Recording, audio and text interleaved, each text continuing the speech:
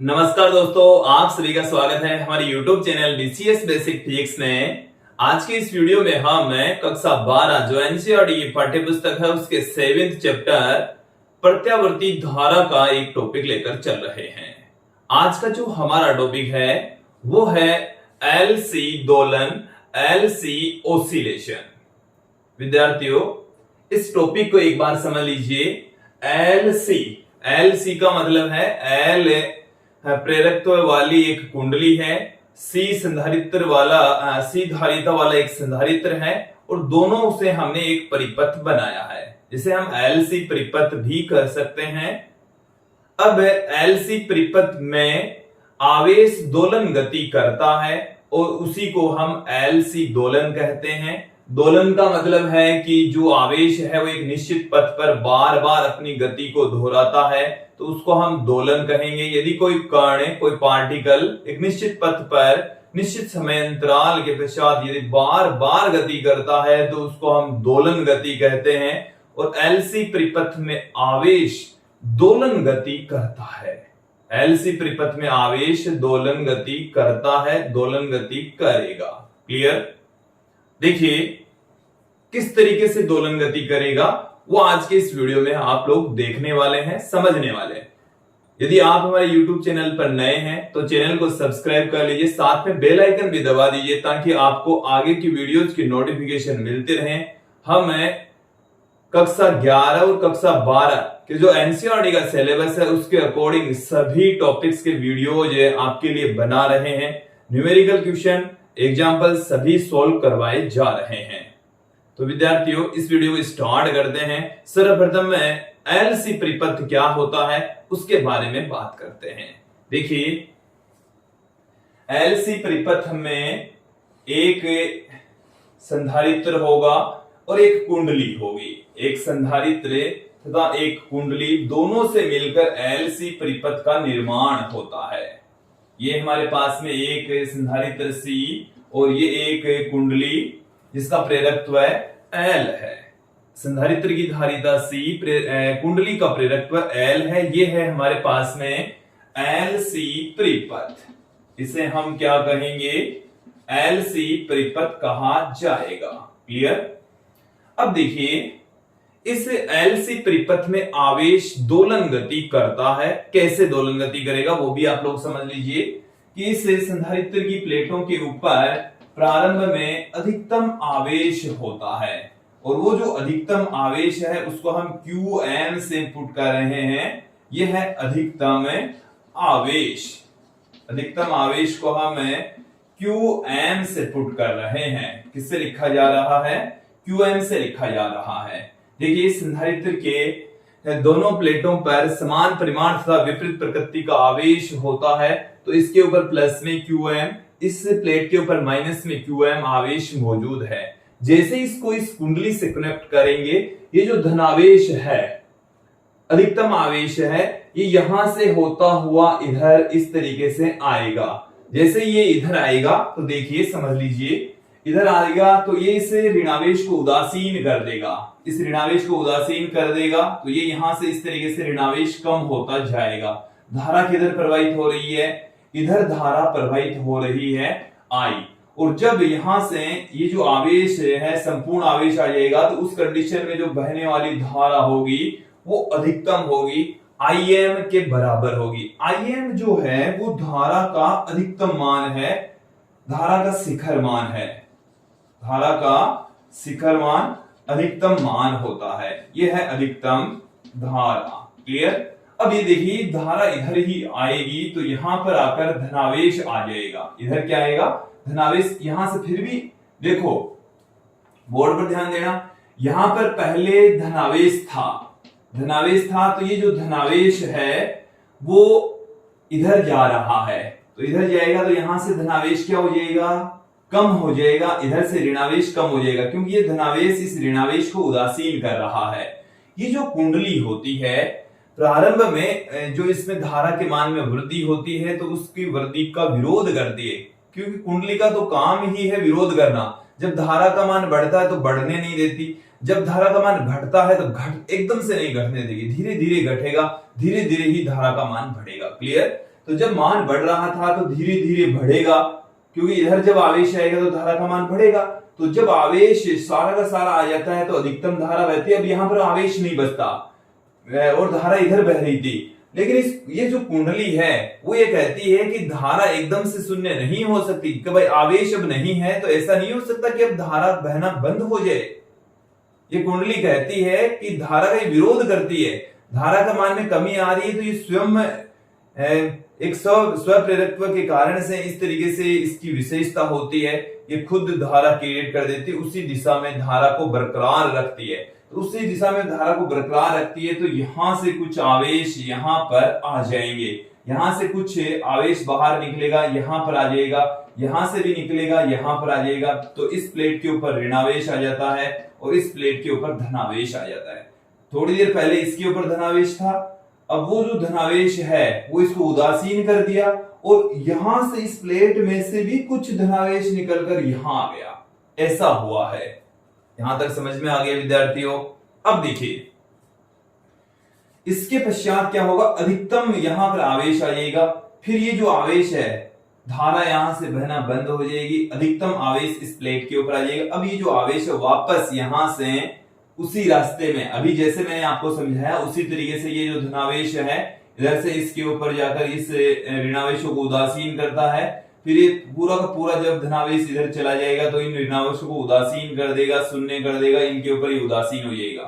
फिर भी यहां से कुछ आवेश बाहर निकलेगा और इधर धनावेश उत्पन्न हो जाएगा, फिर ऋणावेश निकलेगा, इधर धनावेश क्रिएट हो जाएगा।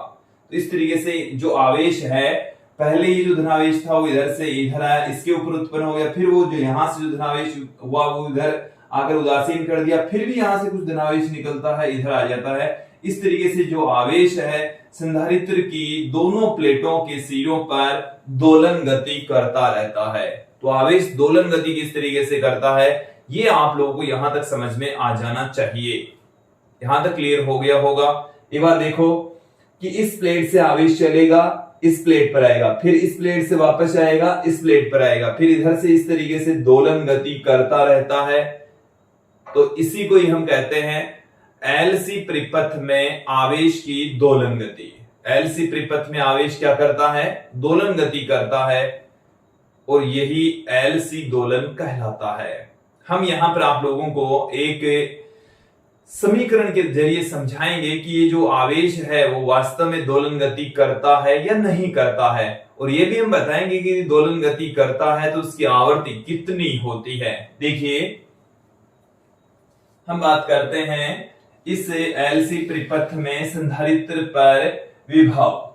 संधारित्र पर विभव को हम किससे पुट कर सकते हैं, संधारित्र पर विभव पतन। संधारित्र पर विभव पतन, संधारित्र पर जो विभव पतन होता है उसको हम Vc से पुट कर रहे हैं। किससे लिखा जा रहा है, Vc। ये है संधारित्र पर विभव पतन। Vc बराबर हम Q अपॉन में C पुट कर सकते हैं। किससे लिखा जा सकता है, Q बाई C। Q बराबर C इंटू V होता है, तो संधारित्र पर जो वोल्टेज ड्रॉप होता है उसको Vc बराबर Q बाई C से हम पुट कर सकते हैं। इसी प्रकार आप देखेंगे कुंडली पर विभव पतन, कुंडली पर विभव पतन, कुंडली पर जो वोल्टेज ड्रॉप है उसको हम VL से पुट करें, जो कि माइनस में L di अपॉन dt से लिख देंगे और इसे हम दे देंगे इक्वेशन नंबर 2। VL बराबर माइनस में L di बाई dt से इसको पुट किया। ये हम किसी कुंडली पर प्रेरकत्व पर जो वोल्टेज ड्रॉप है उसका सूत्र जानते हैं, और ये जो फॉर्मूला है हमने स्व प्रेरकत्व में पढ़ लिया था, और फैराडे का जो दूसरा नियम है उसकी सहायता से इस फॉर्मूले को हमने फाइंड आउट किया था विद्यार्थियों। तो इस परिपथ में, एलसी परिपथ में हम किरचॉफ का दूसरा नियम अप्लाई कर देते हैं। तो देखिए क्या मिलेगा, एलसी परिपथ में,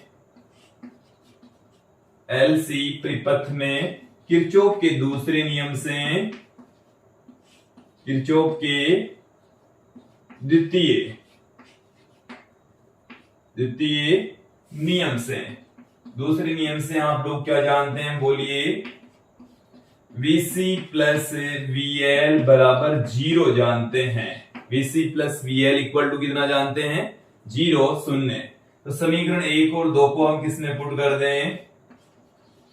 1 व 2 को समीकरण 3 में रखने पर, समीकरण 3 में रखने पर, समीकरण 3 के अंदर जब इसको पुट कर देंगे तो क्या मिल जाएगा हमें? Q बट्टे में C प्लस में V बाई L है तो माइनस में L DI by DT equal to 0। Equal to क्या आ गया? 0 आ गया। 0 हमारे पास में पड़ा है। अब देखिए विद्यार्थियों, यहां से आप लोग ध्यान देंगे कि इस में जब हम प्रारंभिक स्थिति लेते हैं तो हमने यहां पर प्रारंभिक स्थिति में सर्वाधिक आवेश माना, QM माना। कितना आवेश माना? तो जैसे जैसे यहां पर समय बढ़ता है, इस संधारित्र की प्लेटों पर आवेश का मान कम होता है और जो धारा प्रवाह की दर है वो आवेश प्रवाह की दर की धारा की जो डेफिनेशन है वो आवेश प्रवाह की दर के बराबर होती है। एक बार फिर से इस स्टेटमेंट को सुन लीजिए, धारा आवेश प्रवाह की दर के बराबर होती है। तो यहां पर जो हमने स्थिति लेकर चले हैं उसके अकॉर्डिंग जो धारा है वो है dq बाई dt और समय बढ़ने पर आवेश कम होता है, इसलिए यहां पर मैंने एक नेगेटिव साइन दिखाया है। एक बार इसको समझो। वैसे धारा की जो डेफिनेशन है वो dq बाई dt होती है। धारा की जो डेफिनेशन है, परिभाषा है, I बराबर होता है dq by dt। Clear? But यहां पर जो आवेश है वो समय के साथ में घट रहा है। देखो प्रारंभिक स्थिति से ये घट रहा है, प्रारंभिक स्थिति से क्या हो रहा है? ये घट रहा है, इसकी वैल्यू कम हो रही है, इसलिए मैंने यहां पर एक नेगेटिव साइन दिखाया है। क्लियर? देखो ये I बराबर है माइनस में dq बाई dt, तो इसकी वैल्यू उठाकर हम यहां पर पुट कर दें, या मैं बात करूं कि भाई di बाई dt को हम क्या लिख सकते हैं? di बाई dt को हम लिख सकते हैं माइनस में d बाई dt तो ये पढ़ा ही है, ये वाला d, और I की वैल्यू है माइनस में dq बाई dt, जिसको हम माइनस में d2q by dt square put कर देंगे। चलिए मैं एक बार इसकी पूरी वैल्यू ही यहां पर पुट कर देता हूं, हमें क्या मिलेगा देखिए विद्यार्थियों, Q बाई C, Q बट्टे में C, ये यहां पर हमारे पास में नेगेटिव साइन है, ये माइनस में L हो गया, फिर d बाई dt, तो ये आ गया d बाई dt I की वैल्यू कितनी है? माइनस में dq बाई dt, तो देखो ये माइनस माइनस तो हो जाएगा प्लस, dq बाई dt आ गया हमारे पास में। बराबर में क्या चल रहा है? 0 चल रहा है। क्या आप लोगों को ये दिख रहा है? ये आ गया आप लोगों के सामने, तो Q बट्टे में C प्लस L, इसे हम लिख सकते हैं d2q by dt square equal to 0। इसे इस तरीके से पुट किया जा सकता है। तो देखिए इसे मैं क्या लिख दूं स्टूडेंट्स, आप लोग ध्यान देंगे, d2q बाई dt स्क्वायर ये मैंने पहले लिख लिया है, और इस L का भी हमें इस पूरी इक्वेशन में भाग लगा देते हैं, तो Q बट्टे में LC इक्वल टू आ गया 0। d2q by dt square plus Q by LC equal to आ गया हमारे पास में 0। देन यहां से हम क्या पुट कर सकते हैं? d2q by dt square plus omega naught square Q बराबर 0। ये हमारे पास में एक दोलन गति का समीकरण आ चुका है, जहां ओमेगा नॉट स्क्वायर क्या है? ओमेगा नॉट स्क्वायर है 1 अपॉन में LC, ओमेगा नॉट बराबर है 1 अपॉन में अंडर में LC। ओमेगा नॉट बराबर क्या है? 1 अपॉन में अंडर में LC। ये हमारे पास में है ये जो, अब एक बार इस इक्वेशन को ध्यानपूर्वक देखेंगे कि ये एक दोलन गति का समीकरण होता है। ये किसका समीकरण है? दोलन गति का समीकरण है, जो हमने कक्षा 11 में पढ़ लिया था। ये एक दोलन गति का व्यापक समीकरण होता है। क्लियर?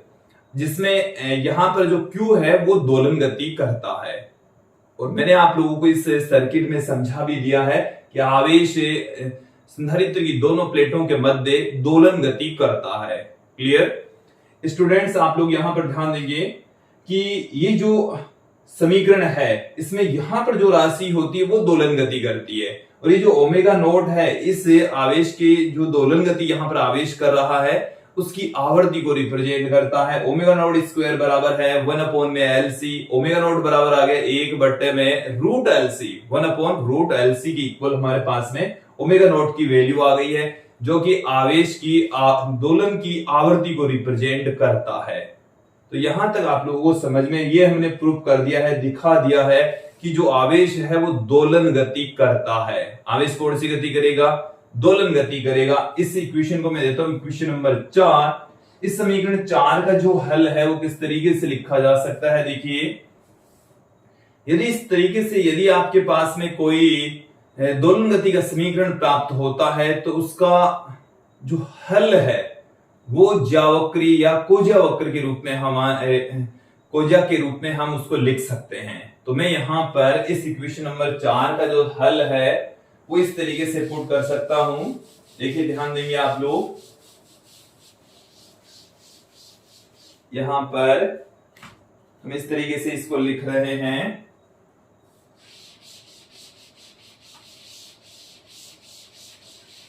जो समीकरण हमारे पास में है 4, ये दोलन गति का समीकरण है जिसका हल समीकरण 4 एक दोलन गति का समीकरण है।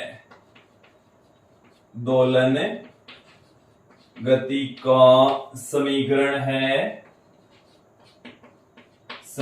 है जिसका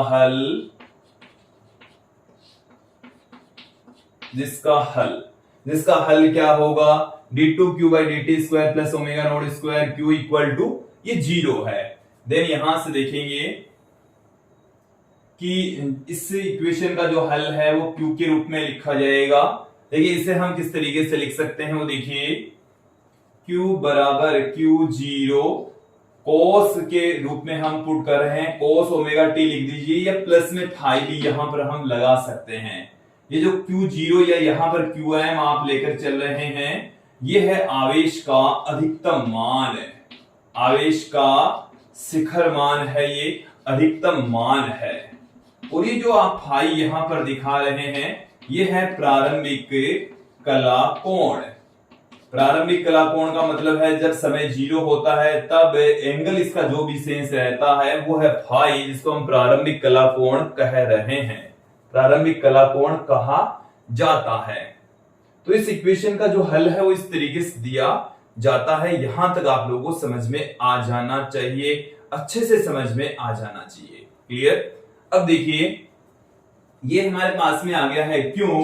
देन यहां से हम सर्किट से प्रवाहित धारा एलसी परिपथ से प्रवाहित धारा क्या होगी? परिपथ से प्रवाहित धारा बराबर हमारे पास में अभी मैंने फॉर्मूला लिखा dq by dt with negative sign. Then यहां पर हमारे पास में क्या आ जाएगा बोलिए?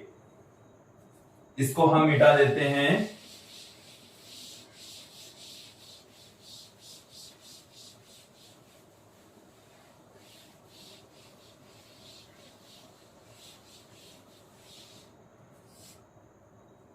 देखिए,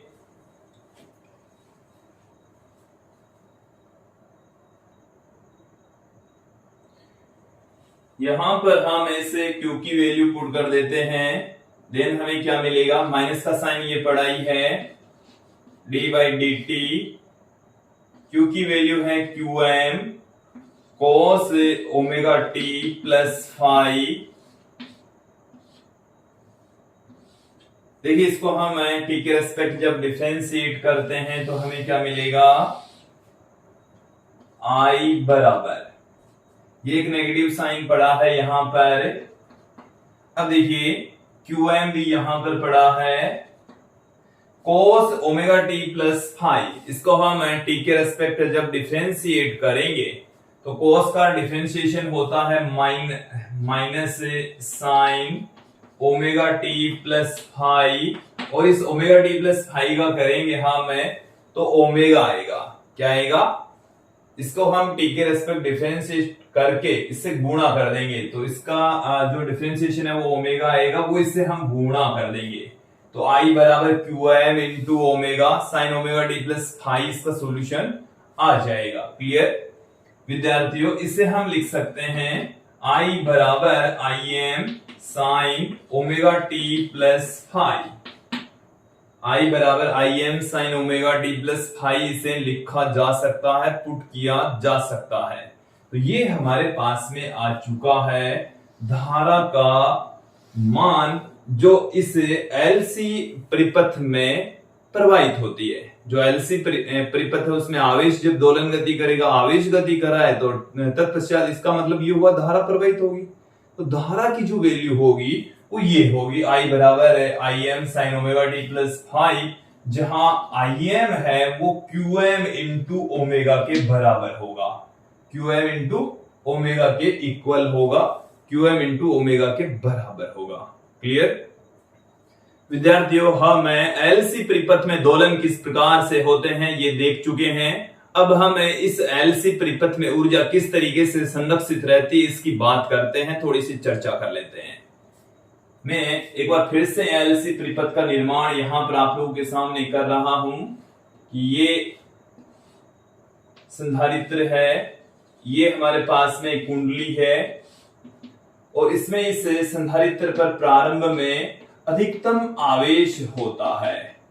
इसके ऊपर है प्लस में QM, इसके ऊपर माइनस में QM, और जब इसके ऊपर अधिकतम आवेश होता है तो यहां से प्रवाहित होने वाली जो धारा है वो 0 होती है। ये पहली कंडीशन है, प्रारंभिक स्थिति है। क्लियर, मैं यहां पर थोड़ी सी चर्चा करता हूं कि इस संधारित्र में संचित ऊर्जा कितनी होती है और इस कुंडली में संचित ऊर्जा कितनी होती है।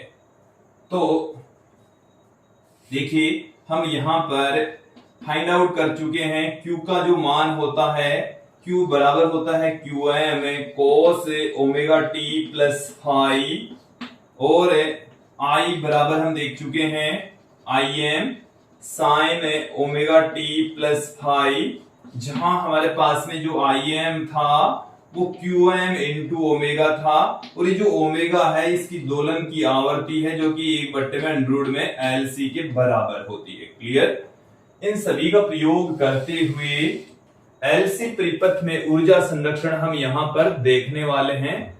देखिए, संधारित्र में संचित ऊर्जा, संधारित्र में संचित ऊर्जा कितनी होती है? संधारित्र में संचित ऊर्जा, संधारित्र में संचित ऊर्जा को हम UE से पुट कर रहे हैं। किससे लिखा जा रहा है? UE से हम इसको पुट कर देंगे। UE का मतलब है कि संधारित्र में जो संचित होने वाली ऊर्जा है वो विद्युत ऊर्जा होती है, इसको हम इलेक्ट्रिक एनर्जी कहेंगे। UE से पुट किया जा रहा है जो कि Q²/2C के बराबर होती है, Q²/2C के बराबर। फिर हम बात करते हैं कुंडली में संचित ऊर्जा की। कुंडली में संचित ऊर्जा, कुंडली में संचित ऊर्जा को हम UM से लिख रहे हैं क्योंकि कुंडली के अंदर चुंबकीय ऊर्जा संचित होती है। तो चुंबकीय ऊर्जा के लिए हमने सबस्क्रिप्ट में हमने M लगा दिया है। M यहां पर मैग्नेटिक पोटेंशियल एनर्जी को रिप्रेजेंट कर रहा है, हाफ Li² से लिखी जाती है। क्लियर, अब देखिए LC परिपथ में कुल ऊर्जा, LC परिपथ में कुल ऊर्जा, LC परिपथ में जो कुल ऊर्जा है वो विद्युत ऊर्जा और चुंबकीय ऊर्जा की योग के बराबर होती है। विद्युत ऊर्जा तथा चुंबकीय ऊर्जा दोनों का जो योग है वो LC परिपथ में कुल ऊर्जा को रिप्रेजेंट करता है। देन यहां पर हमें क्या मिल जाएगा? U बराबर हमें मिल जाएगा Q²/2C प्लस हाफ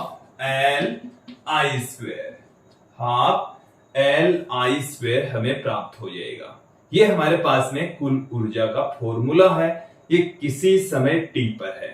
क्लियर, अब मैं यहां पर अलग अलग स्थितियों में 2-3 ऐसी स्थितियां हम लेंगे जिसके अंदर हम कुल ऊर्जा को नियत सिद्ध कर देंगे, कुल ऊर्जा संरक्षित रहती है, ये सिद्ध कर देंगे। तो देखिए हम सबसे पहले बात करते हैं प्रारंभ में।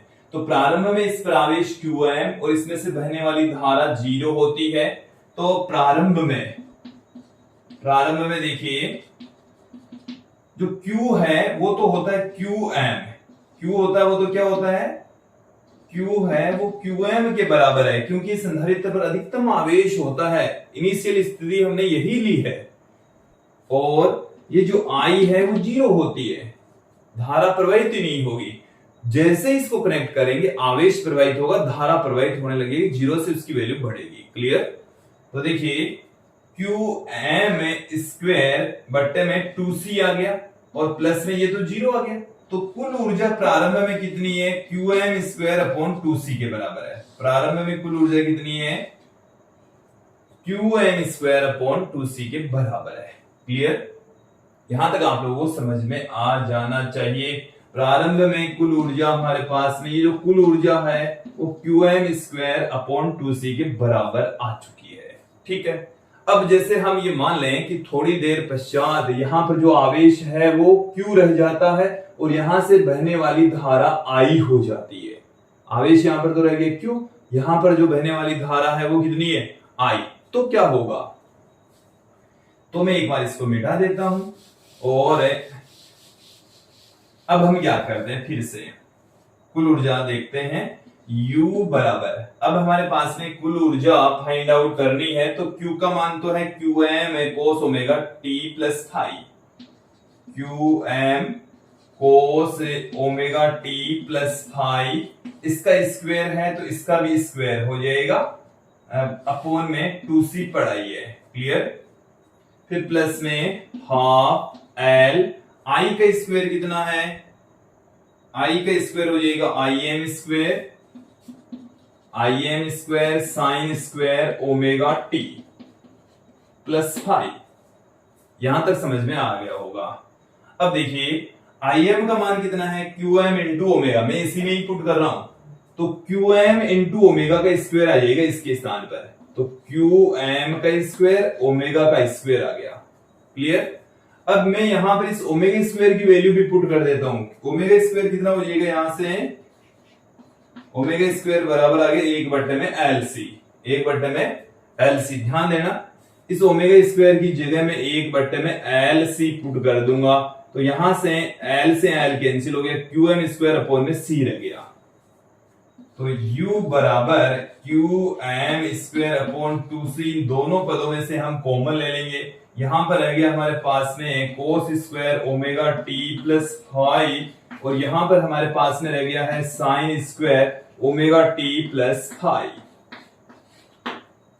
ये हमारे पास में रह गया है, इसकी वैल्यू हो गई है 1। देन कुल ऊर्जा हमारे पास में आ गई QM स्क्वायर अपॉन 2C। प्रारंभ में भी इतनी थी और किसी समय t पर भी इतनी ही है, कोई फर्क नहीं पड़ता, कोई डिफरेंस नहीं आया है। क्लियर? अब जैसे यहां से आवेश प्रवाहित होते होते यहां पर आवेश की मात्रा होगी 0, यहां पर आवेश की मात्रा क्या होगी 0, और यहां से जो धारा बह रही है वो अधिकतम धारा बह रही है। कितनी जब आवेश 0 हो जाएगा तो बहने वाली धारा क्या होगी, अधिकतम होगी। तो इस स्थिति में हम बात करते हैं कुल ऊर्जा कितनी होगी। तो कुल ऊर्जा कितनी हो जाएगी, U बराबर, वैल्यू पुट कर दीजिए। Q का मान तो है 0, 1/2 L, I का मान है IM, तो IM स्क्वायर आ गया। IM किसके इक्वल है, IM है QM इंटू ओमेगा के इक्वल। देन यहां पर हमें क्या मिल जाएगा, half L QM square omega square, और QM 1/2 L QM as it is रहने दीजिए। ओमेगा स्क्वायर कितना है, 1 में LC, L से L कैंसिल हो गया। देन हमें U बराबर मिल जाएगा QM स्क्वायर अपॉन 2C, जो कि कुल ऊर्जा को बता रहा है। इस स्थिति में कुल ऊर्जा को बता रहा है। तो कुल ऊर्जा अब भी तीनों स्थितियों में हमारे पास में एनर्जी समान आई है। इसका मतलब है कि इसके अंदर ऊर्जा संरक्षित रहती है। यहां पर ये तो हमने दिखा दिया है कि भाई ऊर्जा संरक्षित रहेगी। तो विद्यार्थी ये एकदम सही नहीं है, और जो आवेशों का दोलन है वो भी अनवरत नहीं रह पाता। तो फिर क्या है, हकीकत क्या है, सही क्या है, वो हम आपको बता देते हैं। क्लियर? हालांकि हमने ये प्रूफ कर दिया कि भाई जो टोटल एनर्जी है, विद्युत ऊर्जा तथा चुंबकीय ऊर्जा, उन दोनों का योग नियत रहता है। हर कंडीशन में हमने इसको नियत दिखाया है। तो फिर सही क्या है वो देख लेते हैं विद्यार्थियों।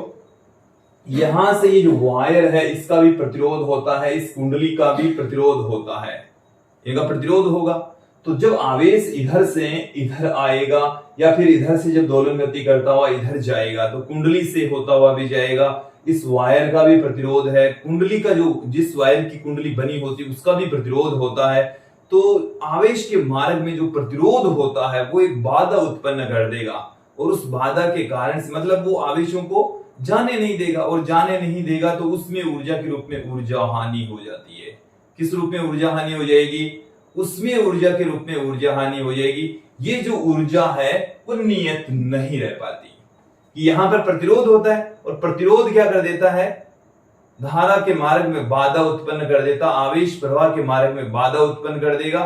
और जब प्रतिरोध आ जाता है तो वहां पर उसमें ऊर्जा के रूप में ऊर्जा हानि हो जाती है। देखो उसमें ऊर्जा के रूप में ऊर्जा हानि होती है, उसका फॉर्मूला होता है H बराबर I स्क्वायर RT। I धारा प्रवाहित हो रही है, R प्रतिरोध में से, तो इतनी ऊष्मा उत्पन्न होती है, T समय में H ऊष्मा उत्पन्न हो जाएगी। ये हम जानते हैं जूल के नियम से। क्लियर? इसका मतलब है कि जब इस कुंडली का प्रतिरोध हम लेकर चलते हैं, मतलब कुंडली का प्रतिरोध तो होगा, डेफिनेटली होगा, क्योंकि ये तो किसी न किसी वायर की बनी हुई है, तो इसका प्रतिरोध होगा और धारा के मार्ग में बाधा उत्पन्न होगी। तत्पश्चात कुल ऊर्जा संरक्षित नहीं रह पाती।